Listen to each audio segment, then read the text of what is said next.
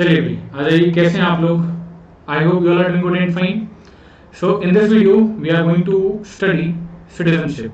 Why citizenship is important, what is the relevance of this citizenship, इसका महत्व क्या है और क्यों ये जरूरी है. सबसे पहले सिंपल सा रीजन है कि आपके एग्जाम में क्वेश्चन पूछा जा सकता है. ठीक है, एक बात मैं बता दूं, पिछले वीडियो में जो मैंने क्वेश्चन दिया था, 2 क्वेश्चन हर वीडियो में मैं आपको एंड में देता हूं और उन क्वेश्चन का एक्सप्लेनेशन और आंसर जो है वो अगले वीडियो में मैं दे देता हूँ. ठीक है, तो पिछले वीडियो में जो सबसे पहला क्वेश्चन था उसमें मैच द फॉलोइंग का था. आपको मैच करने थे, 4 ऑप्शन थे. ठीक है, तो पहले वाले का आपका करेक्ट आंसर क्या हो जाएगा? सेकंड शेड्यूल, जो बात करता है किसका? पेमेंट, प्रिविलेजेस एंड एमोलमेंट्स का. ठीक है, ओथ एंड अफर्मेशन की बात नहीं करता है. तो उसमें पूछा है कौन सा इनकरेक्ट मैच है, तो बी इनकरेक्टली मैच था पिछले वाले वीडियो के पहले क्वेश्चन में. और जो दूसरा क्वेश्चन है उसमें 4th शेड्यूल में किसकी बात करी गई है? तो एलोकेशन ऑफ सीट्स इन दी राज्यसभा. आपको ऑप्शन में मिलेगा allocation of seats in the council of states. तो हाँ, बिल्कुल सही है, राज्यसभा को ही काउंसिल ऑफ स्टेट्स भी बोला जाता है. ठीक है, तो ये तो रही बात पिछले वीडियो के क्वेश्चन की. अभी स्टार्ट करते हैं फ्रेश सिटीजनशिप. भारत के नागरिक, हम क्या हैं? भारत के नागरिक हैं पूर्ण रूप से, completely we are 100% citizens of this country. सबसे पहले दुनिया में 3 तरीके के लोग होते हैं.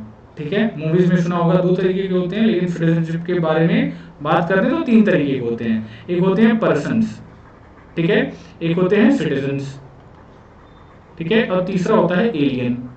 ठीक है, कोई मिल गया कि मूवी वाला एलियन नहीं, इधर पॉलिटिकल साइंस की भाषा में फॉरेनर को क्या बोलते हैं? एलियन बोलते हैं. सिटीजन जो भारत का नागरिक हो, और पर्सन में सभी आ जाएंगे. ठीक है, तो चलिए क्यों इंपॉर्टेंट है ये तीनों वर्ड अभी समझते हैं. देखो, कोई भी देश कुछ राइट्स देता है, हर एक देश कुछ राइट्स देते हैं. अब वो राइट्स पूरी तरीके से किसको मिलते हैं? उस देश के नागरिक को मिलते हैं.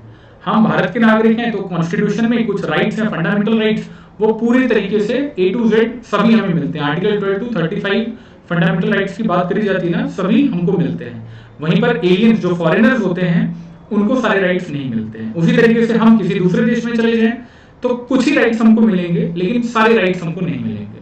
ठीक है, तो ये कॉन्सेप्ट है, ये फायदा होता है भाई सिटीजन होने का किसी भी देश में. इसलिए अपना देश बेस्ट देश है, पूरी तरीके से हमारा देश है. ठीक है, अब देखो एलियंस भी 2 तरीके के होते हैं, फ्रेंडली एलियन और एनिमी एलियन.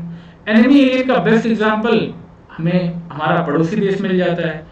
ठीक है, कोई पाकिस्तान से आ गया तो वो कई बार जिसके साथ हम हमारे टर्म्स अच्छे नहीं है, ठीक है, किसी देश के साथ हम युद्ध पर हैं, तो वो देश के जो सिटीजन होंगे वो एनिमी एलियंस कहलाएंगे. फ्रेंडली एलियन नॉर्मल टाइम्स में फ्रेंडली एलियन होते हैं. Now citizenship signifies the relationship between individual and state. State क्या है? एक इंस्टीट्यूशन है. ठीक है, जिस बच्चे ने पॉलिटिकल साइंस 11th-12th में पढ़ी है, अगर आर्ट्स और ह्यूमैनिटीज का स्टूडेंट है उसको तुरंत क्लिक होगा. बाकी बच्चे को ध्यान रखो, नागरिकता क्या है? हमारे और राज्य के बीच का संबंध, ठीक है, वो स्थापित करता है ना, और हमारा संबंध राज्य के साथ कैसा होगा, ये सारी चीज इसमें बात करी गई है. Like any other modern state, India has 2 kinds of people, citizens and aliens. ठीक है, हमारे देश में विदेशी भी तो आगे काम करते हैं, नौकरियां करते हैं यहाँ पे, तो वो कहलाते हैं एलियंस. और हम खुद जो यहीं पे पैदा हुआ, हमें नागरिकता मिली हुई, हम सिटीजन्स हैं. Citizens are full members of the Indian state and owe allegiance to it. Allegiance means loyalty.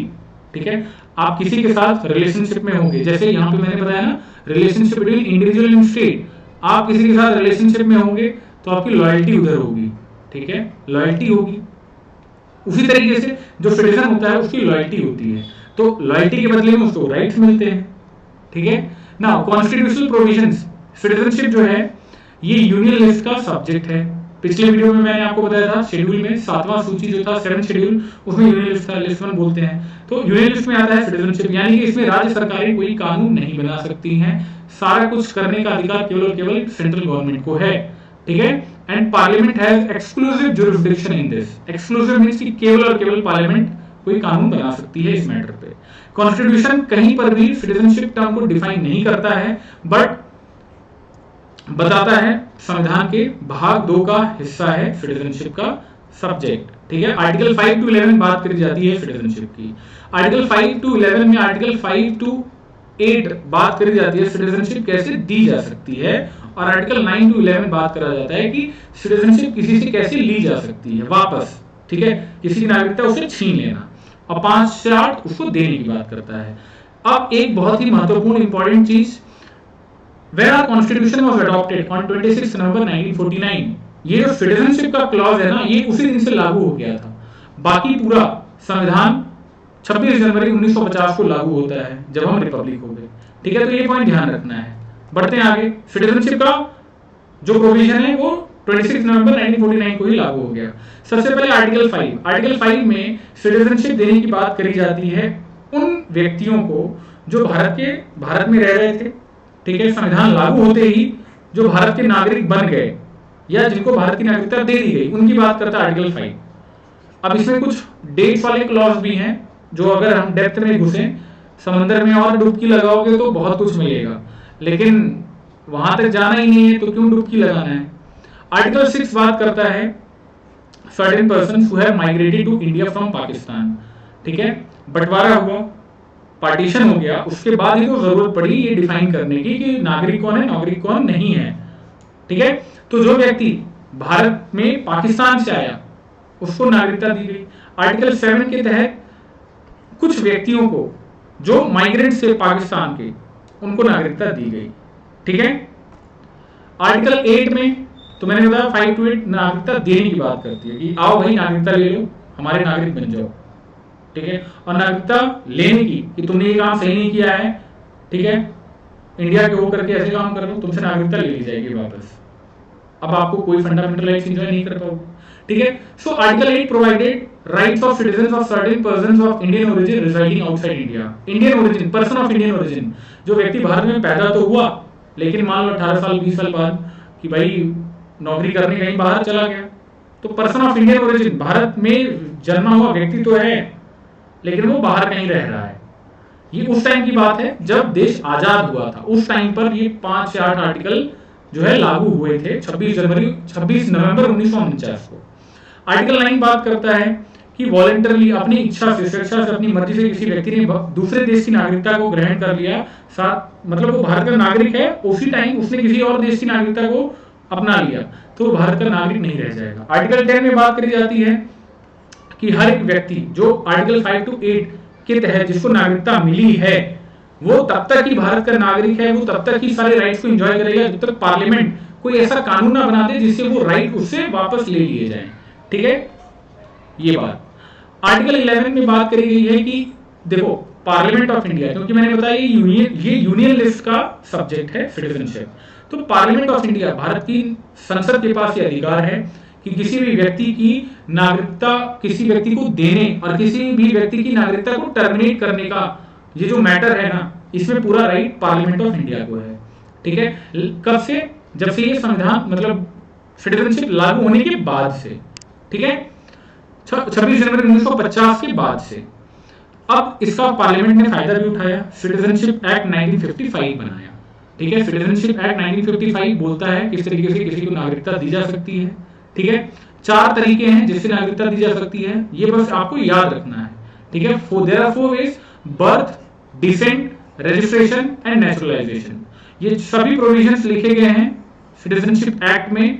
Citizenship act का बना 1955 में, इसको 6 बार संशोधित किया गया। It has been amended for 6 times. 1986 ये याद रखने की जरूरत नहीं है कब कब हुआ, रिसेंटली 2019 में हुआ, याद रखना है। 6 बार किया गया है इसको, ठीक है, इसलिए न्यूज में इसलिए आ सकता है ये।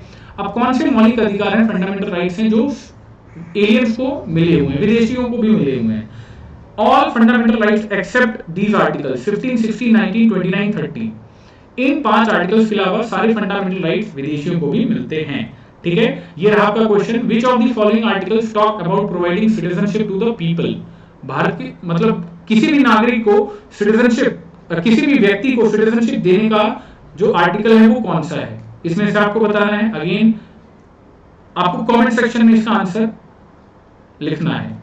और किस वर्ष में पार्लियामेंट ने सिटीजनशिप एक्ट को पास किया, ये आपको बताना आंसर इसका, ठीक है। And again very soon the price of ND category will be increased, so do not wait, subscribe now and for girls as well, NDA is calling now, so you all have to prepare very well, and you have to ace the exam, your NDA exam with Unacademy's AIM NDA 2021 batch, which has already started on 29th of September. Now offers on plus subscription, if you subscribe for 6 months आपको 2 months extra मिलेगा, इन 24 months पे आपको 4 months extra मिलेगा. Exclusive offer है, 12 months का आप subscription by कर रहे हो तो आपको 12 मंथ्स फ्री मिलेगा एसएसबी का. 12 मंथ्स एनडीए के सब्सक्रिप्शन पे, 12 मंथ्स एसएसबी का सब्सक्रिप्शन फ्री 30 सितंबर तक ही वैलिड है. ठीक है, और ये सारे बेनिफिट्स आपको 15 दिन में मिल जाएंगे. ये सभी चीजें, सभी बेनिफिट्स एंजॉय करने के लिए यू हैव टू इधर visit www.nd.com and also you have to install Unacademy's learning app. ठीक है, और सारी चीजें, सारी इंफॉर्मेशन, सारी क्लासेस की इंफॉर्मेशन पीडीएफ अपडेट पाने के लिए ये टेलीग्राम चैनल को ज्वाइन करें, Lakshya NDA IMA. So that's it, मिलते हैं अगले वीडियो में. Thanks for watching, bye everyone.